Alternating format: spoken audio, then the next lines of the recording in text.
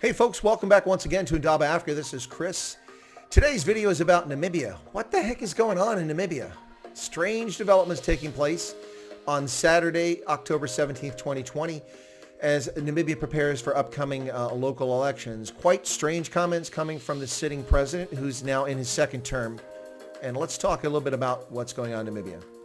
Well, folks, we see now, as we've seen 20 years ago in Zimbabwe, the racialization of politics and society by ZANU-PF.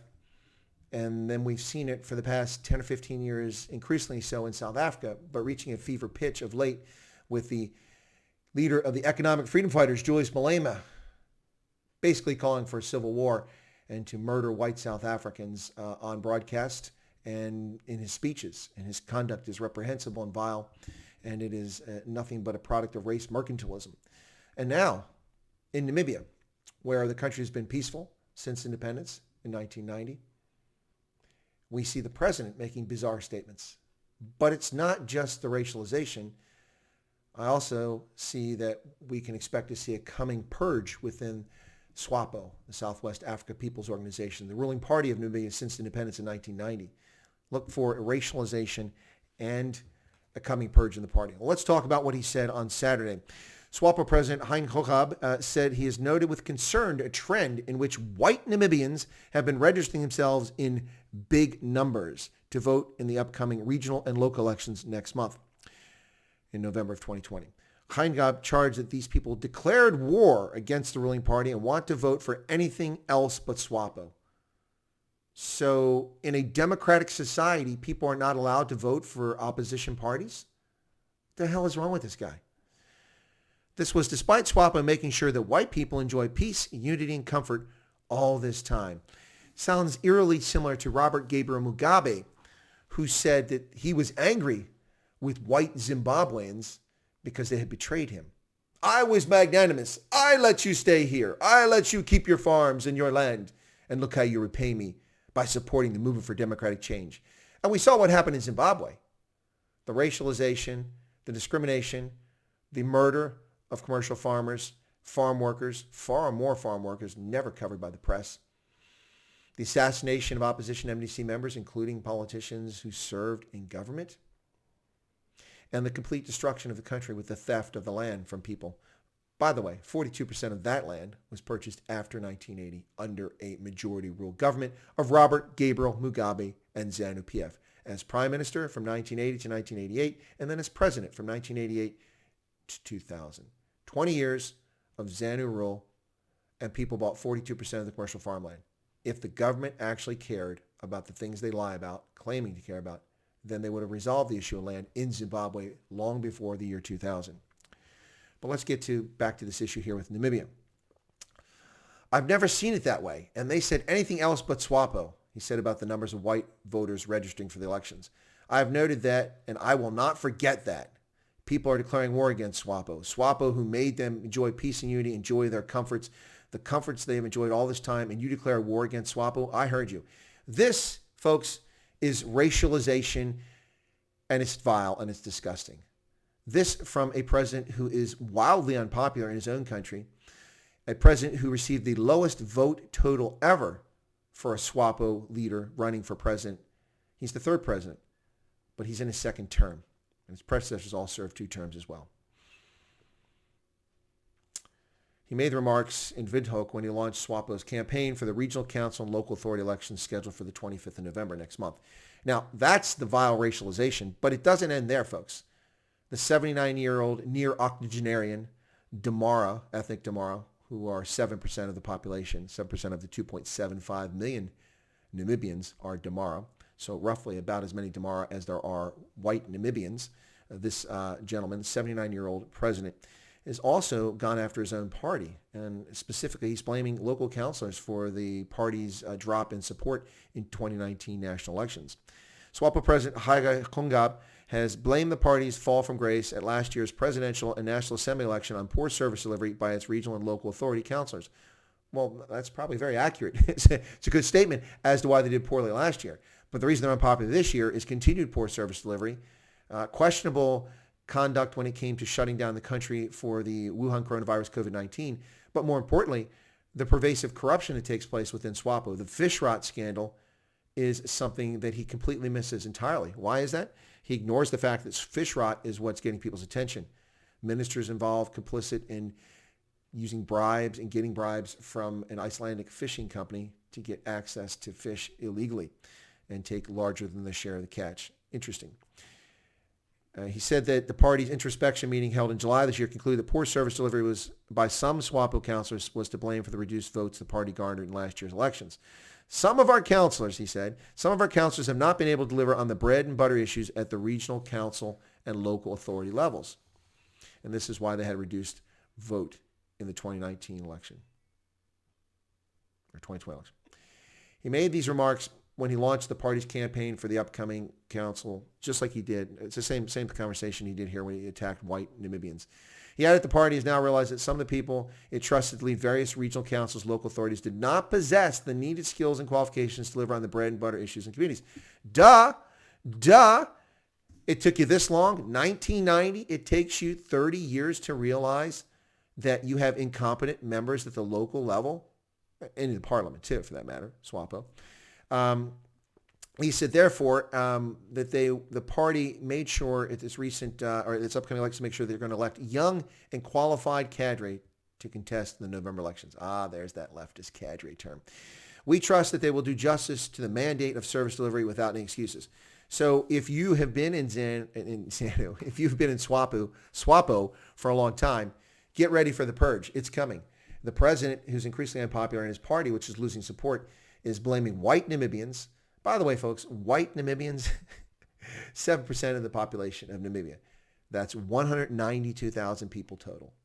Of that, there may be 125,000 registered voters who are white, maybe.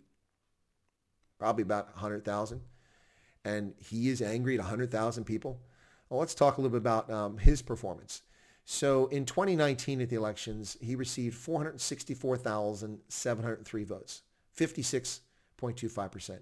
Respectable showing in most countries. But that's only 34% of the registered voters. So only 1 in 3 people who were registered to vote, not eligible, registered to vote, bothered to go to the polls and pull the lever for this gentleman for his second term as president.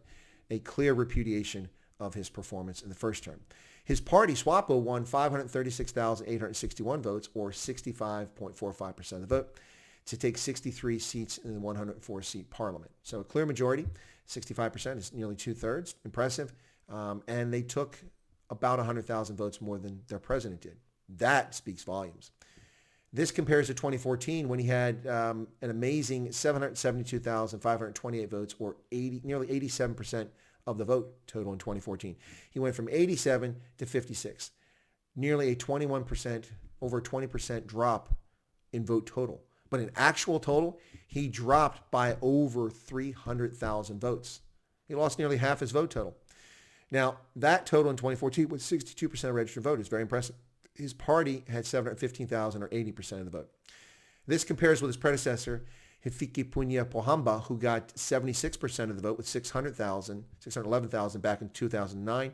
And in 2004, in his first election, he received 625,000, 76% of the vote.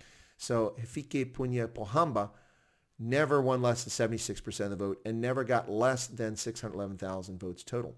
Now, the eligible voting pool and the number of registered voters has continued to increase over time, naturally, as has the population of Namibia.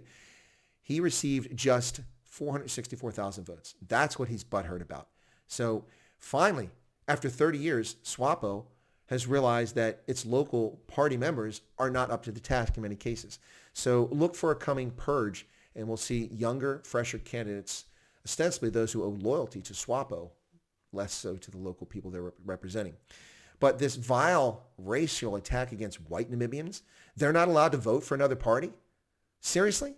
A lot of them used to vote for the Democratic Toenhala Alliance, which was a party formed during the transition era when it was given semi-autonomous independence in the late 1970s. The DTA had the support of most white voters for a long time. So white voters must vote for SWAPO, and if they don't, they're declaring war on a political party? That's not democracy. That's a thugocracy. But Robert Gabriel Mugabe would be proud of his anti-homosexual, anti-democratic, anti-capitalist comrades in SWAPO. You know, the folks who went along with Zimbabwe sending their military and descending into the chaos of the Congo so they could pilfer and ship resources back home, sticking their nose in the Congo War. Yeah, an often overlooked part of Namibia's history. It sent its forces to the Congo. What the hell is that all about? Why are they sending forces to the Congo? They weren't peacekeepers. Well, folks, Saturday, October 17th, 2020, Geingob is attacked White Zimbabwe. I keep wanting to say Zimbabwe. It's White Namibians. I'm so used to saying Zimbabwe. It's been going on for so long that you just can't help it. But he wants to attack now White Namibians because they have the temerity to say that they are going to vote for a different party. Well, shame on you. You have no rights. For the white Zimbabweans, which I meant to say this time, the white Zimbabweans who foolishly thought that they lived in a multi-party democracy back in 1999 and they supported the referendum which defeated the measure to give Mugabe near dictatorial powers and rubber stamp the actions of the parliament.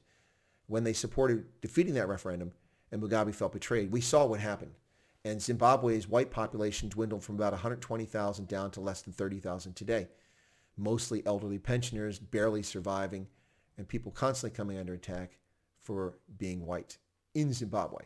Meanwhile, as I predicted, ZANU-PF move on to the other targets. Next targets, of course, are the MDC, the opposition, rounding up opposition female parliamentarians, running them off into the bush, sexually assaulting them, and then dumping them in town. And when they file a police report, then coming back months later and claiming it was a fraudulent police report and arresting these people for reporting the crime that was perpetuated on them by ZANU-PF's thugs. Yeah, Cloud Cuckoo Land is out of control. They went after the opposition, and then they'll go after the Ndebele, they'll go after the Kalanga, they'll go after everybody until all that's left in Zimbabwe is the Sezero section or clan of the Shona people once they've wiped everyone else out. They've already pilfered the country. I don't know that that's going to happen in Namibia. I think that that will not happen. My hope would be that someone pulls the 79-year-old president aside and says, you can't say things like that. We live in a democracy. People can vote for whomever they want. You can't threaten people and accuse them of declaring war by simply stating they're not going to vote for your useless, failed, miserable, disappointing leadership. That's their choice. That's their prerogative. That's their option. Well, folks, that's what's happening in Namibia. Wow. I guess that Hage Geingob just couldn't stand all the attention that Julius Malema has been getting in South Africa with his race mercantilist behavior, whipping up civil war and threatening people to send his fighters out to attack, taking weapons to Senegal, showing up at a court case he has no standing in, sitting in the courthouse next to the Minister of Police. Interesting there. Well, we'll see what happens in Namibia, folks, but in the meantime, hold on tight. Looks like a bumpy road ahead for the elections coming up. We'll see what happens. If SWAPO gets crushed in these elections, we'll see what happens. Anyway, if you're not a subscriber, Chris White Africa, I ask you to take a moment, subscribe by pushing that button right down there. Smash the bell icon so you get updated whenever there's a new stream or a prepared video. And then feel free to leave a comment if you like. Namibia is a place very few people talk about, but it's a fascinating country with a wonderful kaleidoscope of peoples, languages, culture, and beautiful natural environment. It's a wonderful place. You should check it out sometime.